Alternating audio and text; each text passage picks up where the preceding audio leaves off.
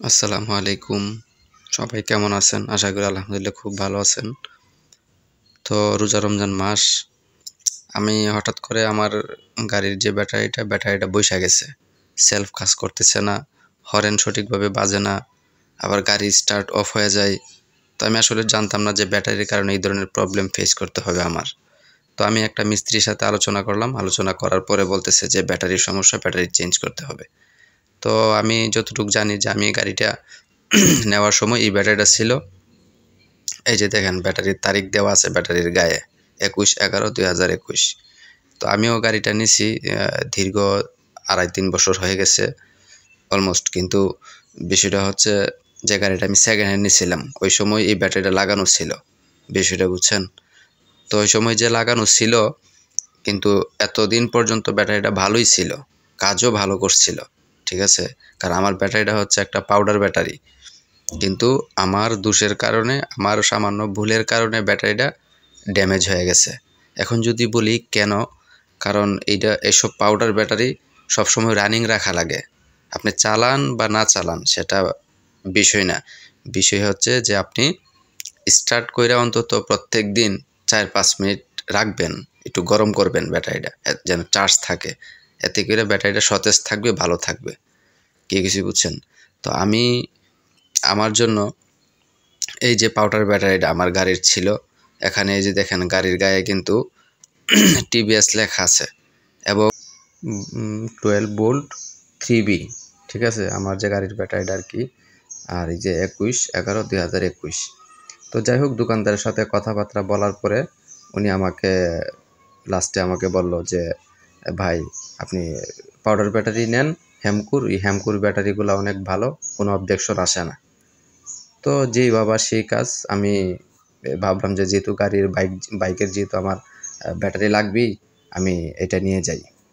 তখন ওই চিন্তাভাবনা থেকে আমি লাস্টে এক পর্যায়ে হেমকরি ব্যাটারিটা আমি নিলাম।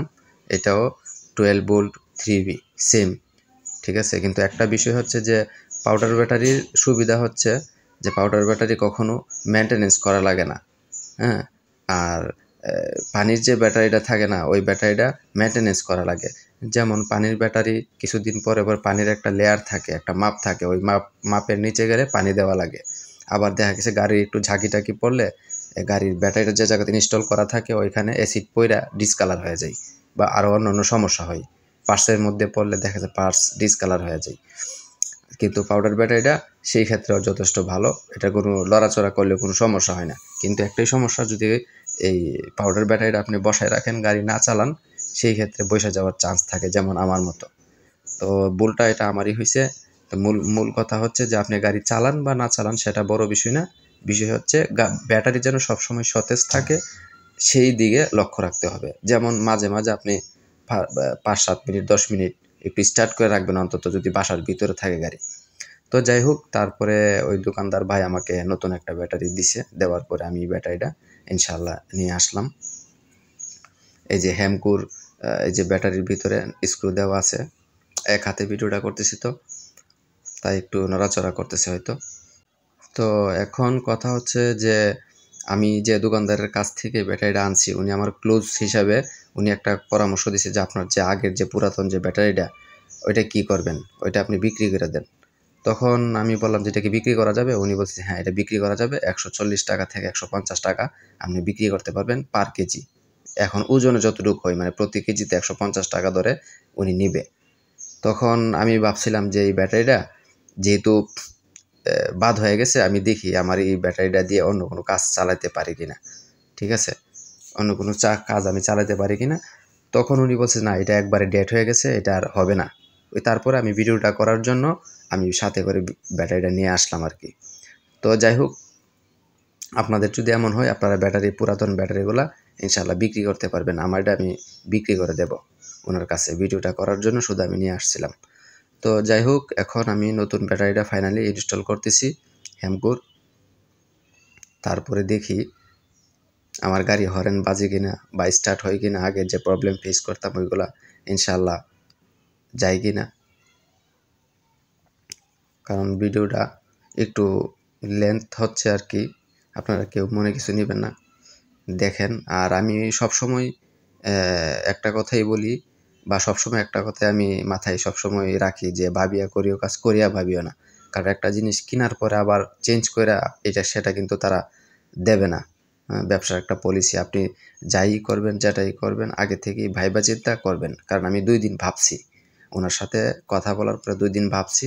ভাইবা তারপরে লাস্টে যাইয়া এটা আনছি এবং অনেকগুলা রিভিউ আমি দেখছি মোটামুটি ভালো। কারণ এই ধরনের হেমকো ব্যাটারি, ভলভো ব্যাটারি দিয়ে কিন্তু আইপিএস তৈরি করা হয়, বড় বড় ব্যাটারি দিয়ে।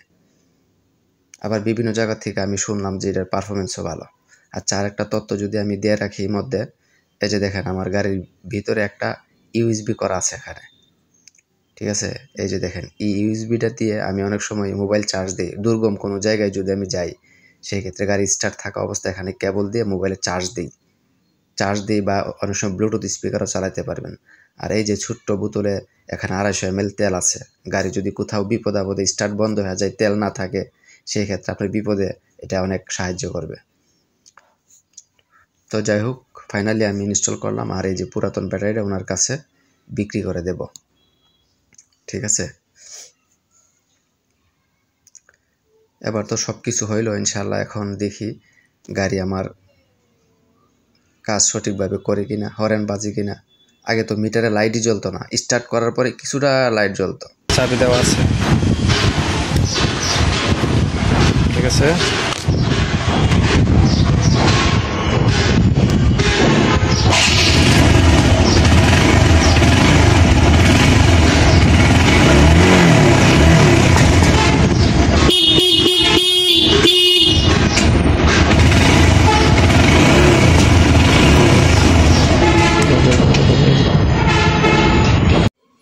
যাই হোক, আলহামদুলিল্লাহ লাস্টে আমার গাড়ির স্টার্ট হইলো, সেলফও কাজ করতেছে, হরেনও বাজতেছে, দেখতেছেন। আলহামদুলিল্লাহ খুব ভালো লাগলো।